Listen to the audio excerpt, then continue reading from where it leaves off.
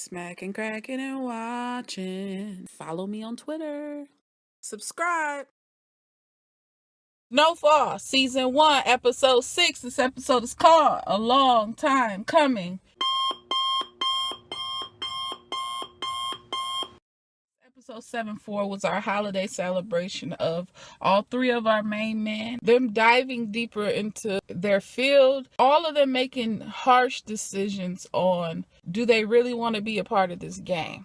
And they all said yes. The main point was Franklin got in the game, Franklin got out the game, and now he wants back in. Let's get to it.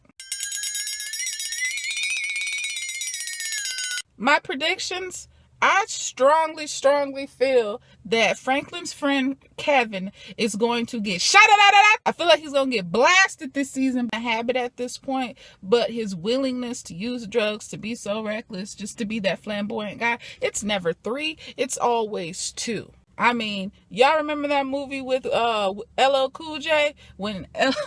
This is messed up. I shouldn't laugh. But that movie with LL Cool J, Omar Epps went undercover and they had that man on the pool table and he pool table sticked him. See, this is what I mean. You remember on Belly with Tommy Buns? What happened? They caught dude trying to do too much and they had him butt naked in a corner. That's what I'm talking about. Number 3s don't make it. It's always 2. I feel like Claudia's gonna play everyone. I hate to say it. I hate to say this, but the neighbor, Franklin's neighbor, the girl, I feel like she's going to be strung out in season 2. Will Franklin's father return? And what will his character bring? It's going to be a huge moment. Who's the girl in the picture at Franklin's house? And my main grasp of this whole episode, it's very Training Day like. Very, very Training Day like. I feel like they went to some of the same scenes, some of the same format. Story is the prequel to Training Day. Let's get to it. They start this episode off the same way that they ended it. The missing person, Kristen G. Well, Alejandro, I'm pretty sure she the same chick that was messing around with the straw. It's like a sweet spirited person on poster, but we all know she's a straw snorting nasty some of the moment that's dead. Pretty sure she's dead. So his character is so depressing and just miserable. The list can go on. He don't have anything to lose. He's at the bottom mentally. To see Teddy tape recording his family time, terrible. To see Teddy holding a beer in that recorder with no lights on in his house, pitiful. That scene definitely reminded me of school time. You remember in school, like elementary school, when you would have the tape recorded books and stuff?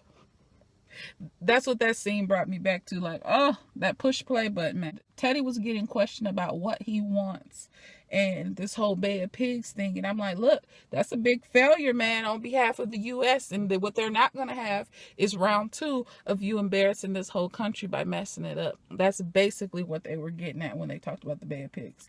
Now, Julia doesn't love you. However, Julia loves your uncomfortable stroke game. It was weird. I don't know. Teddy's a firecracker because you don't know if he's going to pop or if he's going to fizz. Look, also, I like from the get-go. I love his struggling wrestler to made man character development. But to see once he had that mezcal tequila, that Mexican tequila in his system, he picked her up. He picked up Lucia. And I said, uh-oh. Come on with it. So we got to meet Stomper, and that made me mad. So I know it made Oso mad. I was like, this guy disrespectful. I really thought he was gonna like grab her and do some foul stuff to her, and all those homies in there, were gonna like hold Oso back and nothing he could do. You know how typically the stupid TV shows would play it out. Basically fought for her love and fought for his connect. This drunk dude, he wants to fight me. You're a wrestler, right? He's like, Oso's cool, also calm. He's like, look, man, I'm here for business. And then they end up duking it out in the backyard. I said, oh my goodness, come on with it, Oso. I said, look, beat his 19 per key. That's what we working with. Y'all remember in like my first episode, I said, how are they going to combine all of these worlds? Was Ivy going to bridge all 3 of these characters together? We saw slightly. The wrestling event, we know Franklin met also because he looked up to him. That was his wrestling hero. You know, he's all about the aggressive fighting. He loves Bruce Lee, martial arts, and he's got martial art posters all over his bedroom. So let's get to Franklin. Okay, so as far as Franklin, we have Franklin, Kevin, and Leon, aka Larry, Moe, and Curly, George, Kramer, and Jerry, Cole, Martin, and Tommy. Okay, Claudia, why would you bring them to Claudia? That I don't really understand, because they gawking at her, they calling her a bust bitch. I don't know. I just see that messing up the business with Claudia. When I said, will Claudia play them, it'll be related to his friends messing it up for him. I think he had 6 keys. She took 2, 4 extra, so he ends up going to somebody else. Bokeem! So we got Lenny and Ray Ray low-key lurking outside of Franklin's house. Franklin isn't even aware of his surroundings. He's not even looking. He thinks he's aware, but he's not. The guy's not telling the truth to his other homeboy, still plotting. They robbed you. Carvel did more than robbed you. You know what I mean? He should be taking out his anger at Carvel. This is a big mess. I don't know how that's going to go. Drop a comment below and let me know what you think is going to happen. The thing was, every block knows who's a visitor. Every block knows who's the uninvited guest. The usual. So y'all, nobody noticed besides the cop. He drove right past y'all slow, lurking like, yeah, I'm about to get you. It felt like a scene from, what's that Wayans movie? When he was like, do we got a problem? They made it rain with the money in the room. Them fools started using it. Rule number 1, don't get high on your own supply. Isn't that in every rap song ever? Franklin's smart about it. His homeboys was like, see, that's what's gonna happen. Money gonna come up missing. Product gonna be a little bit short. They already trying to dumb you down with that old Malak. Addiction. Will that play a part? Uncle Jerome put him on, but at the same time, he went back. When he went back to Bokeem, I don't know if it was a good thing or bad. I don't know if it was a good or a bad thing, because I feel like Bokeem and Franklin are gonna get into it really bad. But he did drop 3 jewels on him. Your mom tells you what the streets teach you and what the future holds. And Franklin was not. Franklin thought he was being lectured, but he wasn't. He was warning you, you idiot. You know, the game, this game was free, but that information you wanted was going to cost a stack. And I'm like, dude, when people drop gems and jewels and game, you got to receive it. They're throwing darts at Reagan's head. That was kind of crazy.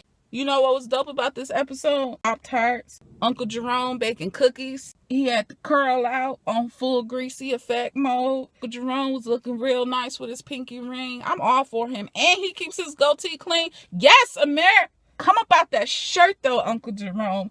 Let me see what's under the apron. I felt Auntie when Auntie went there. Spit 3 rules to the game again, because this Bokeem character just drops gems all day. There's no long-term winners in this game. But when they were up top at the grocery store, Bokeem's character was warning Franklin, man, you got to be bilingual. That you need to be bilingual. 1, 2.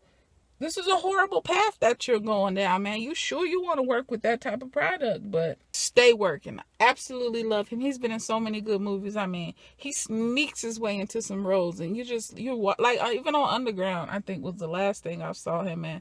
I said, is that Bokeem? Like, stay working. Stay working.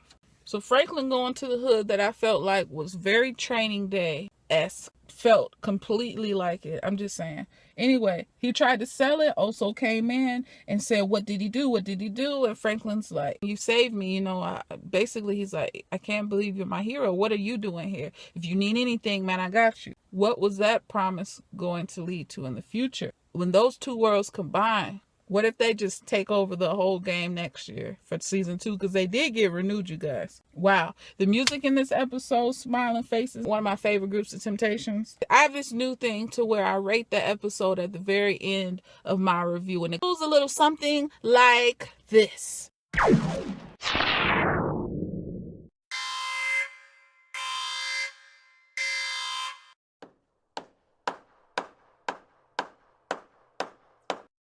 8.5. 8.5. It was a good episode. It wasn't crazy. It was pretty good. I felt like it was that lead up episode. It seems small, but it's going to play a huge role later on. It will be big later on. Like I said, 8.5. Y'all let me know what you think. Drop a comment below. Like, comment, subscribe. If you guys, I'm almost at 300 subscribers. So if you guys see this and you like it, hit like, and please also hit subscribe so I can hit the 300. I greatly appreciate you guys for rocking with me every week. And if this is your first time, go ahead on and hit the playlist of Snowfall and you'll catch all 6 episodes on there. Until next time, peace out, you guys. I'm so sorry, I forgot to add. Love your family. Treat your loved ones right. Treat your friends well. Drink water. Drink tea. First of all, this green tea. This is organic mint and honey tea. So it's cold. It's hot outside and this is cold. And I know I grabbed a freaking mug instead of a cup. So what? Y'all be safe out there. See you next time.